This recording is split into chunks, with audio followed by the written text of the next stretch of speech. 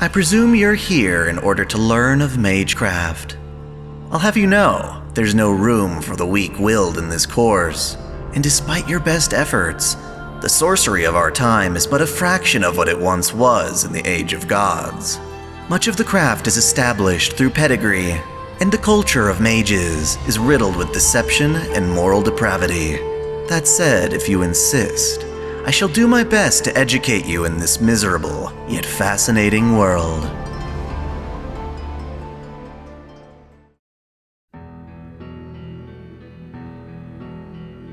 In our previous lesson, I spoke of how mages exchange mystic eyes via the auction train Rail Zeppelin.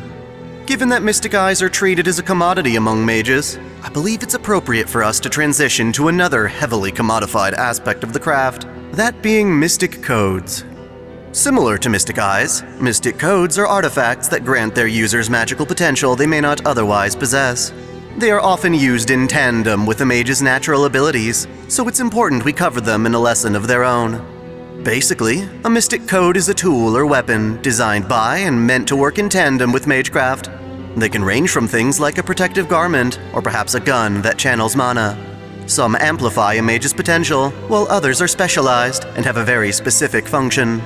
Certain families treat mystic codes like their own magic crests, passing them down from generation to generation while making improvements. These are called supreme mystic codes. In general, though, a code's potential lies in the creativity and innovation of its maker, making it hard to bundle mystic codes into rigid categories. There are enough unique cases, often being catered to a specific mage's style, that once again I feel it is best to teach through example. By exploring the different types of codes that already exist, perhaps you might find the inspiration to design your own. Let's start with perhaps the most dangerous codes, the 7 superweapons of Atlas, specifically Black Barrel. I'll keep this brief as I've already covered Black Barrel in my lesson on Atlas, but it is essentially a conceptual rifle that imposes limited lifespans on otherwise immortal creatures. It is known as a gun that kills gods, and has for the most part been sealed away. That is, except for the barrel replica, which is actually used by the Atlas alchemist Sion Eltnam Atlasia. Taking the shape of a CZ-75 handgun, barrel replica damages its targets relative to their natural lifespan. The longer the target's lifespan, the more effective replica shots become. To use its strongest form, barrel replica obelisk, Sion must make use of her other mystic code called Etherlight, which is passed down her family. While taking the shape and function of a whip, Etherlight is an artificial nervous system that can penetrate a target's skin and read their thoughts and memories. It is a tool that can discharge electricity to kill, or invade the nervous system for its owner's benefit. When it comes to the replica obelisk, Sion uses Etherlight to ground herself to resist the gun's recoil. More humble is the Salamander's Glove, utilized by Asaka Kokto, a fledgling mage who can surprisingly use Magecraft without having magic circuits. She has an inborn ability to cause spontaneous combustion, and so her mentor, Toko Aozaki, gifted her a pair of salamander skin gloves that amplify her otherwise weak output. The gloves, in addition to her understanding of Magecraft through music, give a mostly ordinary girl like Asaka an advantage over vampiric enemies. Another mystic code designed to compensate for a mage's lack of ability is the Book of the False Attendant. Shinji Mato, a completely inept mage, insisted in participating in the Fifth Holy Grail War, even though it was his adopted sister Sakura the Grail chose to bestow with command spells. To grant Shinji the ability to control Sakura's servant Medusa, Zoken Mato modified a book of magical contracts into a surrogate command spell. Essentially, a single one of Sakura's spells was implanted in the book, granting Shinji temporary control of her servant. While this book let Shinji issue orders to Medusa, it could not completely make up for his lack of magical energy. As such, Medusa is far weaker under his command, and the book itself is quite fragile, capable of being burned to nullify their false contract. In addition to books, many mages prefer the use of cigarettes and cigars for mystic codes. Different brands are made with different abilities, from constructing defensive spells to establishing bounded fields. The mage Waver Velvet, upon taking over the name Lord Elmaloy II, chose cigars as his mystic code because, to him, they seemed more appropriate for a lord. Technically speaking, the jewel Magecraft used by the Tosaka and Edelfelt families count as mystic codes. By imbuing jewels with mana, mages like Rin can cast powerful spells in rapid succession. Her father, Tokiomi in particular, constructed a jeweled staff with a heavily charged tip he could invoke to cast devastating fire spells with ease. The Azoth dagger he gifted to his protege Kirei worked in a very similar manner. Rather than a weapon for cutting, the Azoth dagger's true use was in storing mana to be invoked at a later point in time. It was crafted from precious Tosaka heirloom jewels and should have been accepted honorably. Foolishly, however, Kirei used it as a traditional blade to murder Tokiomi, and he even had the gall to pass the blade onto Tokiomi's daughter, Rin. In a bit of karmic justice, however, Rin spent many years charging the dagger and entrusted it to Shiro, who used it to kill Kirei once and for all. This is impressive, considering the Tosaka's Azoth dagger is actually a replica of an original carried by Paracelsus von Hohenheim. The original, called the Sword of Paracelsus, magic sword of the element user, had embedded into its hilt a Philosopher's Stone, granting Paracelsus the ability to turn lead into gold, as well as cure illness. Debatably a much more dangerous weapon is Froggerok, gouging sword of the war god. Perhaps more fittingly, it is also called Answerer, that which comes later cuts first. It certainly doesn't appear as a traditional sword, and that is because the blade is there to conceptually cut time. This mystic code is the ultimate counterattack, designed to throw an enemy's strongest attack back at them. Though it can only be used after an attack is launched, which you might think would endanger its user. However, when Froggerok does activate, it rewrites causality to ensure it strikes first, sending a needle-thin blast into the enemy before they can even launch their attack. The stronger the attack, the stronger the counterattack. Thanks to this, Bazette Fraga McRemitz, a mere hunter of the Mages Association, can use Froggerok to defeat servants, despite being a human. It is a fitting weapon for her, as she hails from Ireland, where Froggerok was originally the short sword of the Celtic sea god Manannán. This means that it is technically a noble phantasm being used as a mystic code, leading many to underestimate its potential. Those who are aware of the danger, however, are caught in a stalemate, unable to launch their greatest attacks out of fear of retaliation. The different shrouds kept by the Holy Church are considered mystic codes. In particular, Kirei's daughter Karen Hortensia possesses the Shroud of Magdalene, a red cloth that can bind men. While this can be useful, it does come with a caveat. The men entrapped by the shroud cannot be harmed, else the binding go loose. Thus, it cannot be used offensively. On a side note, the cloak worn by heroic spirit Emiya is also made from a holy shroud.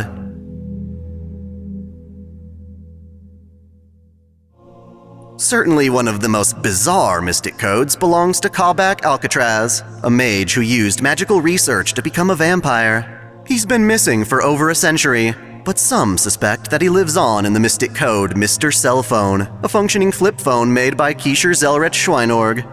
While most certainly a product of Magecraft, Mr. Cell Phone functions just like any other mobile phone, despite housing a man who's been alive for over 800 years. Astolfo, one of the 12 Paladins of Charlemagne, got his hands on a number of mystic codes during his lifetime, all of which function as his noble phantasms as a servant. One of them is Casseur de la Justice, Destruction Declaration, a witch's book that renders him immune to modern Magecraft. La Justia, the Benevolent Witch, also gave Astolfo La Black Luna, magic flute that calls panic. It is a hunting horn that, when blown, releases an explosion of sound that destroys the land around it, even chasing away monsters as strong as harpies. It changes both size and shape so that Astolfo can wear it around his belt when not using it. Trap of Argalia, Down with a Touch, was a golden lance belonging to Argalia, a prince of Cathay. Its magical properties ensured that its strikes would always bring targets to their knees, allowing Argalia to win many jousting matches. Astolfo took possession of it and later handed it off to his cousin Bradamante. The lance strikes not primarily to kill, though it certainly can, but rather to turn an enemy into spirit form below the knees, causing them to fall. Quite cleverly, the mage Eris Utsumi made her own hair forelocks into a mystic code that functions as a communication device. Sometimes a mystic code can serve to augment a mage's physical abilities rather than deficiencies in their craft. Such is the case for wheelchair-bound Fiore Forved Giga de Millennia and her code, Bronze Link Manipulators. Collectively, the manipulators are a spider-like exoskeleton that provides her mobility and weaponry. Its arms are named after Roman gods and can be invoked to deflect projectiles, crush obstacles, or fire bullets. Another multi-purpose mystic code is Add, though it was created long ago by King Arthur's sister Morgan Le Fay to seal the divine lance Rhongomyniad. Sir Kay of the Round Table served as the basis for Add's personality, and over time, Add found himself in the possession of Grey, a descendant of Arthur. She has Add transform between various weapons, such as a scythe, hammer, bow, and shield. Most importantly, however, Add can release the seal on Rhongomyniad, allowing Grey to wield the destructive spear in battle. Speaking of Morgan Le Fay, she once carried a golden dagger known as Erosion, penetrating blade of gold. Fitting for a manipulating witch, Morgan used it to sever the connection between a person's basic components, that being their mind, soul, and body. Mystic codes are not simply limited to the physical world, they can also exist within the Mooncell's simulated world, Seraph. In one of its many Holy Grail wars, the servant nursery rhyme unleashed a monster known as the Jabberwock from Lewis Carroll's famous poem. In the tale, the Jabberwock can only be defeated by a legendary Vorpal blade, and so competitors Hakuno Kishinami and Rani VIII team up to create one from malachite.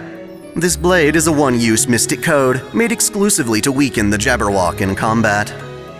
I mentioned before that mystic codes can be passed down as heirlooms, and one of the better examples is Volumen Hydrargyrum, Marrow of the Moon Spirit, possessed by Cainith El Malloy Archibald. It is a composite fluid of mana and mercury that can be shaped and controlled at will. It serves as Cainith's perfect weapon, his figurative sword and shield. Various commands put the mercury into different modes of action. One form, for instance, restores the mercury to its true weight. Its automated defense mode allows it to remain in a small mass that follows him around as a bodyguard. To respond to threats, the mass can shape into sharp spikes, whips, and other blades, and its shape can change into that of a barrier to protect Cainith from oncoming attacks. It also has an automated search function that works by spreading itself thin into arms that explore an area while looking for living things. The Hydrargyrum's greatest weakness is that, due to the mercury, it can only detect enemies through vibrations in the air. In other words, sound and movement.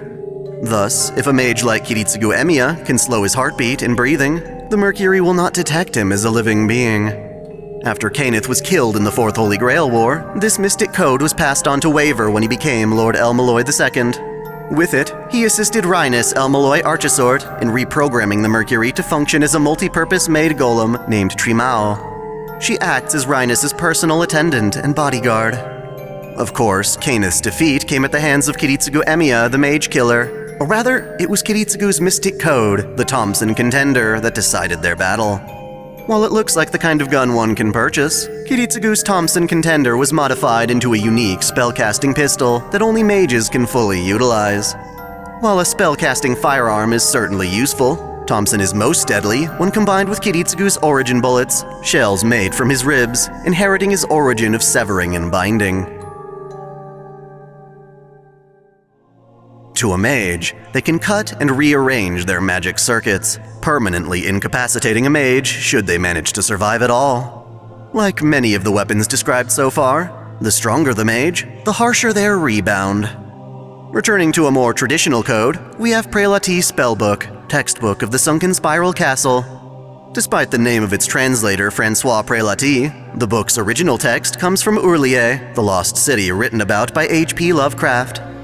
Bound in moist human skin, the spellbook contains horrifying knowledge of the outer god Cthulhu.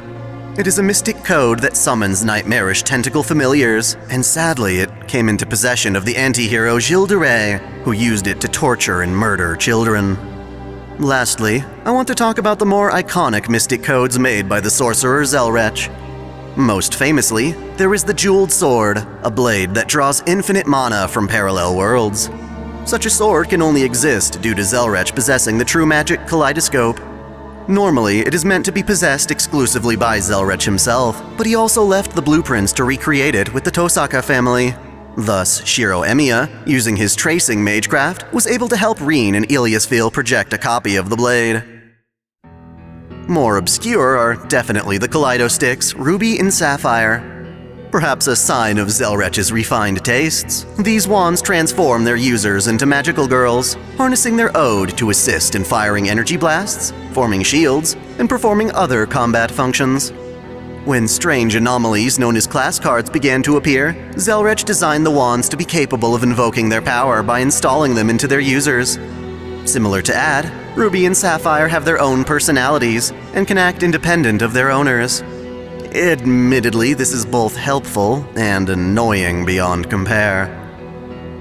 In summation, the term Mystic Code refers to all the physical tools mages design for primary and supplemental use. They can be used to amplify a mage's strengths, compensate for their shortcomings, embody a family's legacy, and perform all manner of unique functions. Among mages of different abilities and techniques, Mystic Codes are a great equalizer. Of course, they should always be approached with caution, as most are quite dangerous. Staying on the theme of weapons, our next lesson will be about divine constructs, weapons forged by the planet from the wishes of mankind.